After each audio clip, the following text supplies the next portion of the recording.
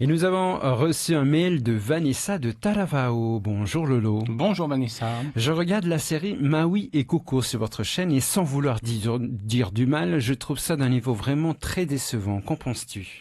C'est très compliqué de parler avec sérieux d'un sujet comique. Alors c'est vrai qu'on entend des critiques un peu sévères et parfois méchantes sur les réseaux sociaux, encore eux, qui font rarement dans la dentelle et qui ne laissent pas beaucoup de chance à un programme avant de décréter que c'est nul.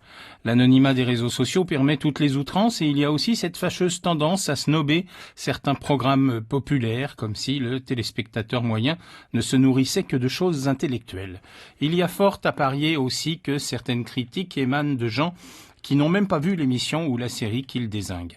Pour revenir à la série Maui et Coco, il y a un public pour ça, un public local, populaire, qu'il n'y a aucune raison de mépriser.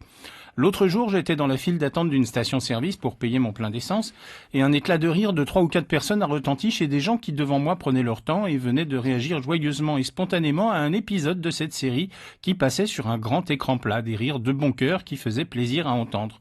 Le but était atteint, distraire, amuser, faire rire. Après une journée de boulot, ça ne fait de mal à personne. Ce genre de programme, c'est une évidence, ne peut pas faire l'unanimité, on connaît l'adage, on ne peut pas plaire à tout le monde. C'est juste une question de goût et puis c'est l'éternelle question de l'humour. Le meilleur comique, évidemment, c'est celui qui fait rire le plus grand nombre, fédérant tous les âges et toutes les origines sociales. Il y a des amateurs de production locale comme Papa Penou et Mama Roro, il y a des amateurs de Rayemana mais seulement à leur début extraordinaire sur le web, des amateurs de second degré, notion pas très mûre et mal assimilée aux Fénois, des amateurs d'un humour provoquant qui régale certains et scandalise d'autres, et opposer les uns aux autres est un débat stérile et inutile, les goûts et les couleurs. Le meilleur rire, c'est l'éclat de rire, le rire spontané. Les critiques sont rarement constructives, c'est beaucoup demandé aux haters. Qui peut juger de la qualité d'un programme d'ailleurs? Y a-t-il une échelle officielle de ce qui est formidable et de ce qui est stupide?